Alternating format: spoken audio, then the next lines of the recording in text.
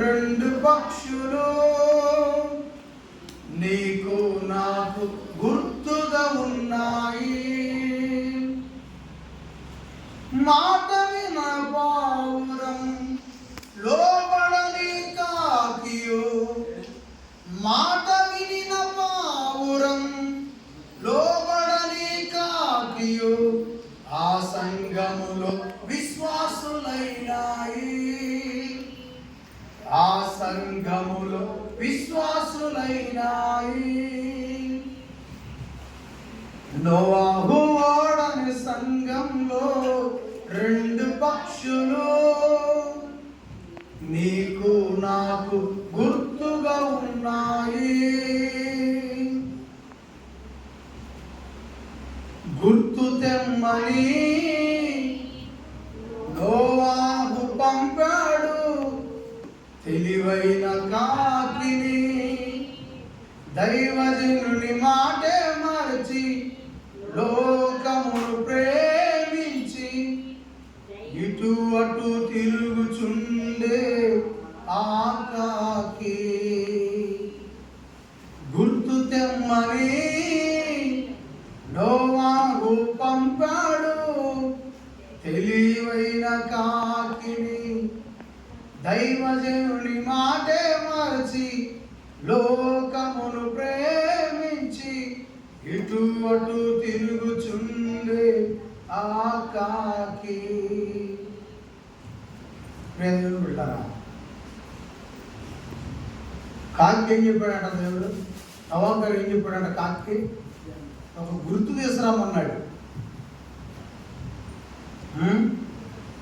ఒక గుర్తు తీసుకురామని 40 దినములు వర్షం తర్వాత ఆ ఓడలో ఉన్నటువంటి కాకిని పంపిస్తే ఆ కాకి, చెప్పాను నేను ఆదికాండంలో విషయాలన్నీ, ఆ కాకి ఏం చేసిందంట?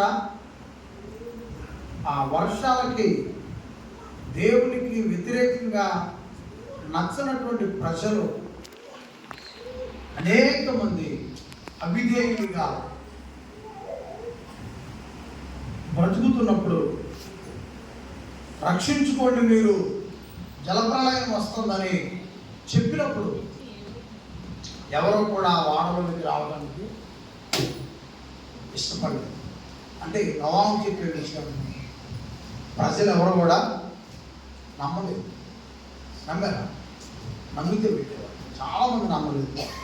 నోవాహే నమ్మాడు, తన భార్యని నమ్మించాడు. తన భార్య నమ్మిన తర్వాత తన 3 కుమారులు 3 కుమార్తెలు నమ్మారు. వాళ్ళ నుంచి వచ్చినవాడు అన్నమాట. నోవాహు కుటుంబంలో నుంచి వచ్చిన వాళ్ళు మనమందరం కూడా. ఆ తర్వాత దేవుడికి ఎవరిని అప్పుడున్న ఇక ఆ సమాజాన్ని తుడిచివేయని చెప్పాడు. నేను ఇక ప్రజల్ని ఈ భూమి మీద నుంచి తుడిచివేయను, ఉంచుతాను. యేసు ప్రభు 2వ రాకడలో వచ్చేదాకా ఉంచుతానన్నాడు. అప్పుడు మాట ఇచ్చాడు. ఇప్పటికైనా తప్పలేదు, ఉంచాడు. అంతకుముందు ఉన్న వాళ్ళందరినీ కూడా ఆ రోజు జలప్రళయంలో నోవాహు వాడలోనికి రాని వాళ్ళందరినీ కూడా నీళ్ళలో మునిగిపోయి, మాట వెళ్ళలేదు కదండి. వర్షం వస్తుందని చెప్పాడు దేవుడు, వెళ్ళలేదు. ఆ రోజుకి వర్షపాతం ఎక్కువైపోయి అరారాతు కొండ, మన నీలేశ్వరపాలెం కంటే కూడా ఇంకా పెద్ద కొండ, ఆ కొండ పైన కట్టాడు నోవాహు వాడ. ఆ కొండ పైకి నీళ్లు మునిగిపోయి ఓడ ఆ అరారాతు కొండ మీద తేలాడెను అని ఉంది ఆ కొండ. మరి అక్కడ నుంచి ఎలా వచ్చింది అని అంటే, ఆ కొండ పరిసర ప్రాంతాల్లో ఇప్పటికీ ఆ ఓడకు సంబంధించినవన్నీ కూడా మన వాళ్ళు ఆ ఇజ్రాయెల్ దేశం వెళ్ళి అక్కడ చూసి వీడియోస్ తీసి పంపిస్తూ ఉన్నారు యూట్యూబ్ ద్వారా ఇప్పటికీ. సో ఆ రోజు ఆ కాకిని బయటికి వెళ్ళి చూసిరా వాతావరణం ఎలాగుందో అని పంపించాడు. పంపిస్తే ఏమైపోయింది? కాకి వెళ్ళింది. ఆల్రెడీ నీళ్ళలో మునిగిపోయినటువంటి పరిస్థితులు ఉన్నాయి కదా అక్కడ. ఆ నీళ్ళలో మునిగిపోయిన దాన్ని బట్టి కాకి ఆ నీళ్ళలో తేలినటువంటి ఆ శవాల పైన ఆ మాంసం అది ఏరుకుంటూ తింటూ ఇక ఆ శవాల మీదనే నిలబడి, ఆ శవాల మీదనే నిద్రపోయి, ఆ శవాల మీదనే మళ్ళీ మెలకు వచ్చినప్పుడు లేచి తింటాం. ఒక రోజు చూశాడు, 2 రోజులు చూశాడు, ఎన్ని రోజులు చూసినా రావట్లేదు. అప్పుడు ఆలోచించి ఈ కాకి తిరిగి రానటువంటిదిగా ఉందని చెప్పి మళ్ళీ కొద్ది రోజుల తర్వాత అదే వాడలో నుంచి మళ్ళా పావురాన్ని పంపించాడు. ఇదంతా దేనికోసం?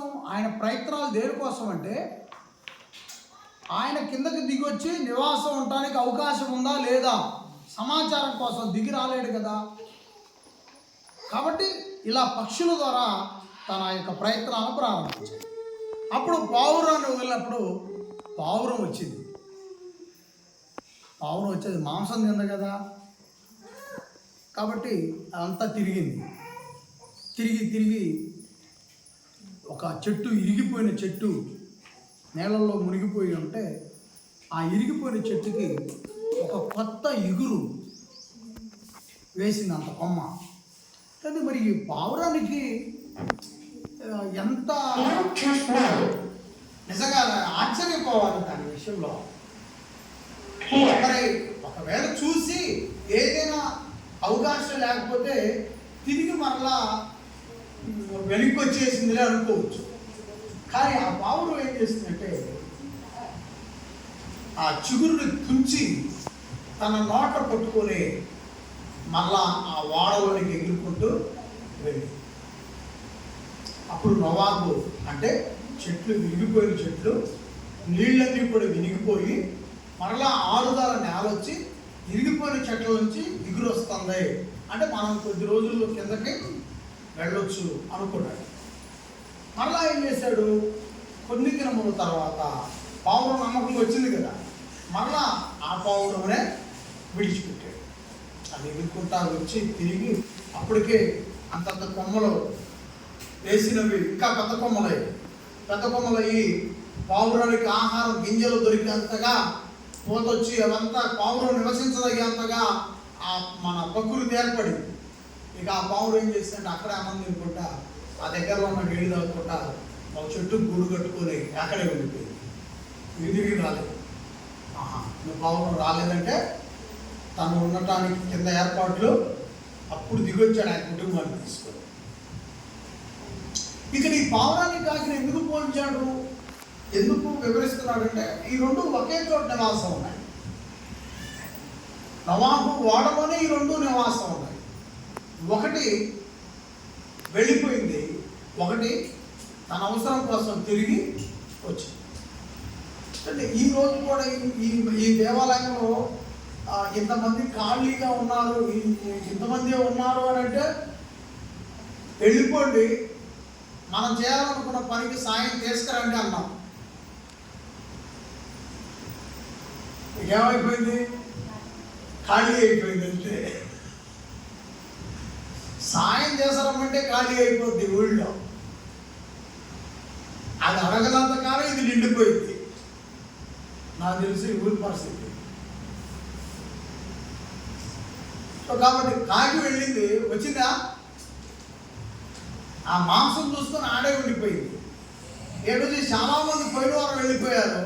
ఆ కాటికాలి ఆడ తెచ్చాడు వేయాల్సి వద్దని ఆడే ఉండిపోయి వారం పోతే పోయింది పేడ, తర్వాత చూసుకుంటాం. అదేనా ఉద్దేశం? అదేనంటారా? సరే అది కాదు నాకైతే తెలియదు, కానీ సందర్భం అట్లాగే ఉంది, కరెక్ట్గా సరిపోయినగా ఉంది. సరే ఏదేమైనా ఆ గొప్పెళ్ళు ఇప్పినా నేను తలుచుకున్నది ఆగదు, ఆ గొప్పెళ్ళు ఇప్పకపోయినా నేను తలుచుకునేది ఆగదు. నిర్ణయం పరలోకంలో జరుగుతుంది.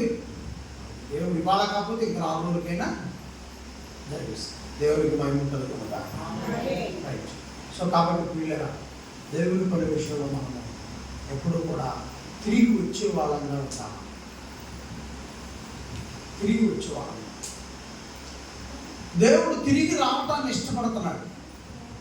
ఆయనకు కావాల్సింది కూడా అదే. మనిషి తిరిగి రావాలి ఆయన దగ్గరికి.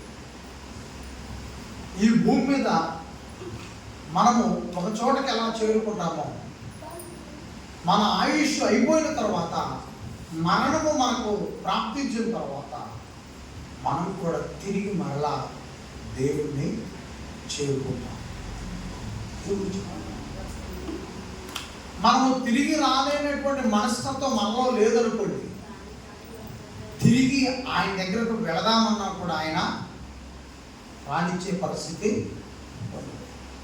సో కాబట్టి మనం సౌమ్యులమా మనము కఠినులమా అనేది నిర్ధారించేటే ఆయన సంఘం. ఇక్కడే ఉంచాడు మన మనస్తత్వాన్ని. కాబట్టి పిల్లరా, మనము పౌరులు వలె తిరిగి మరలా సంఘమునకు చేరుకోవాలి. పౌరము చిగురు తెచ్చినట్టుగా మనము ఆయన సన్నిధికి మంచి హృదయాన్ని తీసుకొని రావాలి. మరి రెండోసారి వదిలిపెట్టినప్పుడు రాలేదు కదండి. అవును, మనం మరణించిన తర్వాత పరదేశికి చేరాం అనుకోండి, ఇక మళ్ళీ తిరిగి రావాల్సిన అవసరం ఉండిద్దా?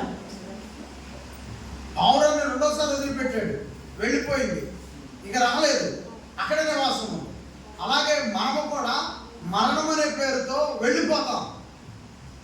పరదేశిని చేరుకుంటే ఇక తిరిగి మళ్ళీ భూమి మీదకి రావాల్సిన అవసరం మనకే ఉండదు. అదే శాశ్వతమైన జీవితం, దేవుడు ఏర్పాటు చేసిన అద్భుతమైన జీవితం.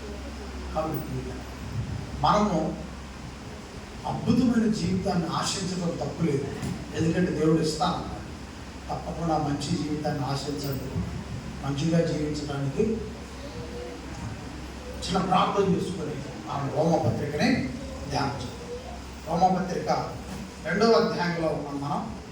2వ అధ్యాయం 17వ వచనం నుంచి మనం ధ్యానించాం.